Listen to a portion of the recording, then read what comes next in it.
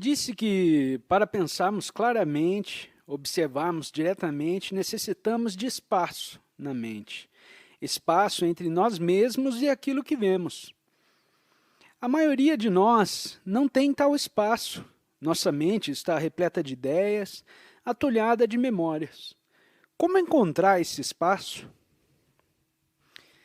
Já falamos tanto a respeito disso. Pergunto a mim mesmo qual o grau de ardor e de intensidade com que vivemos. O mundo, nas condições em que está, exige a ação esclarecedora de uma mente em que não haja confusão. Uma mente não neurótica, mente que não tenha nenhum ponto fixo de partida para pensar. Antes de mais nada, percebeis a necessidade dessa mente? E se lhe percebeis a necessidade, de que maneira a conseguirá? Pode alguém te dar? Por certo, tem de trabalhar ardosamente, aplicar nesse sentido a sua energia. Mas veja, em geral nos falta essa energia porque temos tanto medo. Tememos perder as pequenas coisas que nos dão segurança, nossos estreitos refúgios, e esse temor nos rouba toda a energia que possuímos. Tens, pois, de enfrentar tudo isso. Tens de se livrar de todo medo. Havendo considerado essa matéria nessas 9 palestras, e como tenho dito, quando puder ver que sua mente está toda enevoada, cheia de medo, então esse próprio ato de ver produzirá uma ação que destruirá o medo. A diferença entre observar a si próprio e observar um objeto exterior? Quando dizemos exterior e interior, o que entendemos por essas palavras? Exteriormente existem as montanhas, as árvores, o rio, pessoas. Interiormente encontram-se meus próprios e secretos pensamentos, esperanças, temores, reações. E há também o pensador que observa, julga, condena e avalia. Existe, pois, a separação psicológica do pensador e do pensamento, ou do experimentador e da coisa experimentada. E esse é um aspecto do que se chama interior e exterior.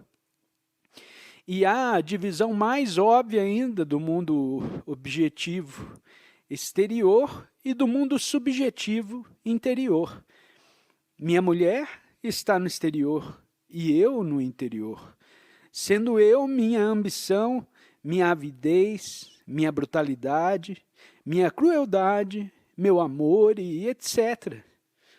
Bom, como observa o exterior e como observa o interior?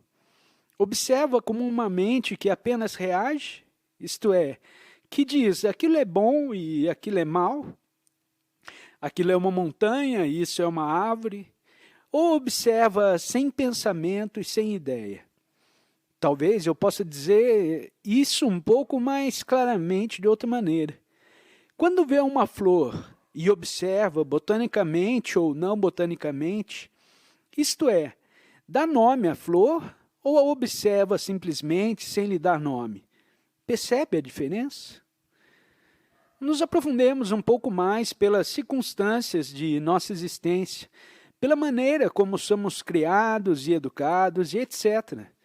Que se todos nós nos tornamos embotados, vivemos semi-adormecidos e necessitamos de ser desafiados, pois do contrário, cairíamos em sono profundo.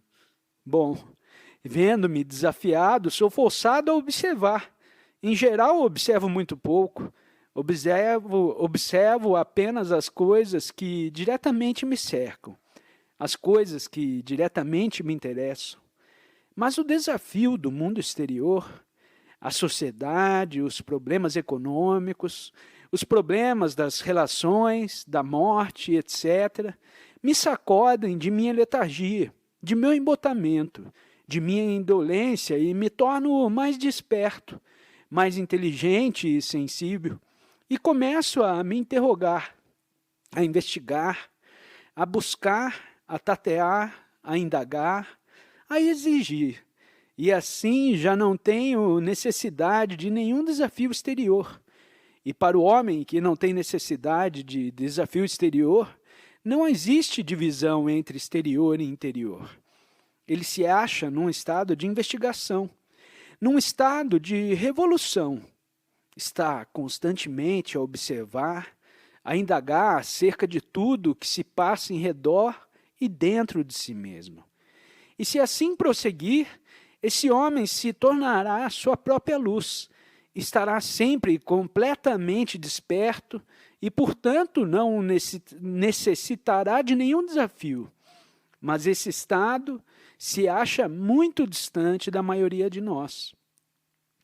Dizemos que há exterior e interior, mas psicologicamente existe de fato tal divisão?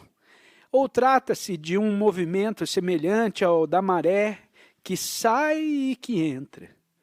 Se escutar essa pergunta e penetrar em você mesmo, a fim de averiguar a verdade respectiva, como olha agora a montanha, a árvore, sua esposa, seus filhos, o seu próximo e as suas ideias, qual a sua relação com a cinzane e os malefícios que ocorrem pelo mundo?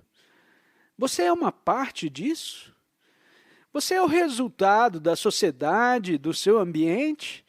Ou, tendo-os compreendido, a sociedade e o ambiente, você se afasta deles? Se o fizer, é já então coisa completamente diferente.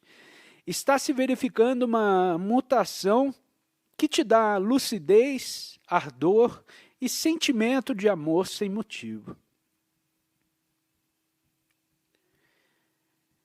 Ação espontânea é a ação correta? Sabe quanto é difícil ser realmente espontâneo? Estando tão condicionados pela sociedade, vivendo da memória, do passado, da possibilidade de que possibilidade que temos de ser espontâneos?